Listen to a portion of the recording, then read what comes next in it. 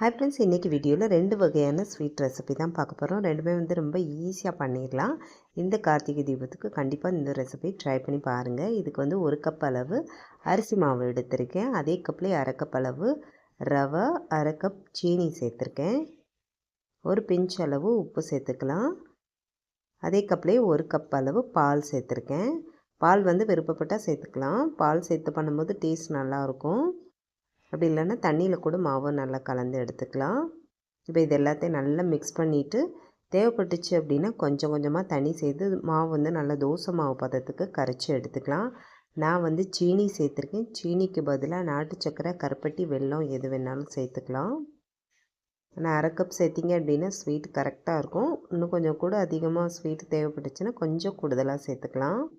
இப்போ மாவு வந்து நல்லா கரைச்சிட்டு இதில் ரவை சேர்த்துருக்கிறதுனால 1/2 மணி நேரத்தில் வந்து 1 மணி நேரம் அப்படியே வச்சிடலாம். அதுக்கப்புறமா வந்து அப்பம் பொரித்து எடுத்துக்கலாம்.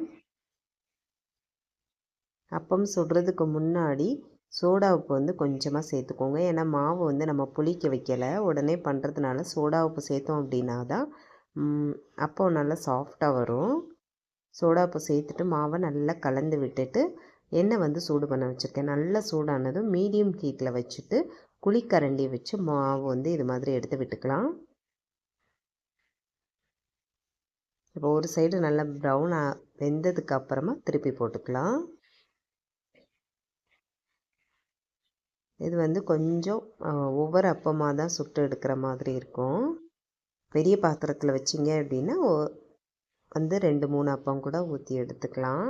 இப்போ ஒரு சைடு வெந்துருச்சு. இப்போ வந்து திருப்பி போட்டுக்கலாம். அப்பம் சுடும்போது மீடியம் ஹீட்லேயே வச்சு வேக வச்சுக்கலாம். அப்படி இல்லைன்னா மேலே வந்து கலர் மாறிடும், உள்ளே வேகாமல் இருக்கும். இப்போ நல்லா வெந்து வந்திருக்கு பாருங்கள். சைடெல்லாம் மொறுன்னு உள்ளே நல்லா சாஃப்டாகவும் இருக்கும்.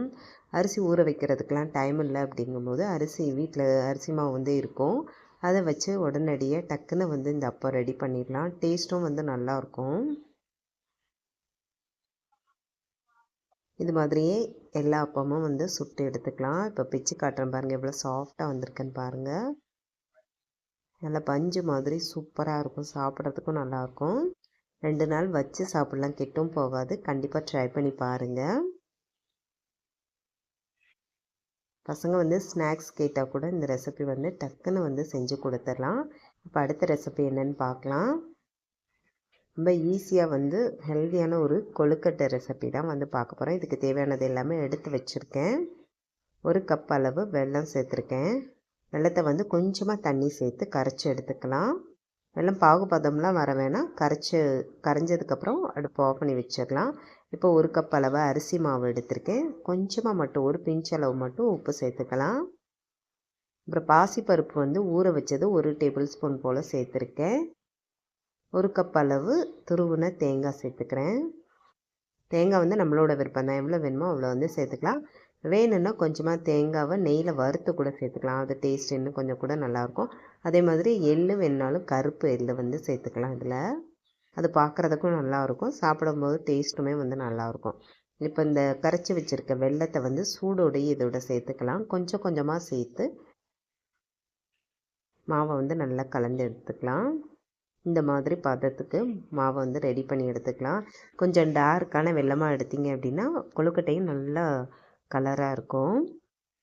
இப்போ கொழுக்கட்டை இது மாதிரி பிடிச்சி எடுத்துக்கலாம். பிடி கொழுக்கட்டை ரொம்ப ஈஸியான ஒரு ரெசிபி தான். வீட்டில் அரிசி மாவு இருந்துச்சு அப்படின்னா இது வந்து எந்த டைம்னாலும் நம்ம டக்குன்னு வந்து செஞ்சு எடுத்துடலாம். இதை இட்லி பாத்திரத்தில் வச்சு வேக வச்சு எடுத்துக்கலாம்.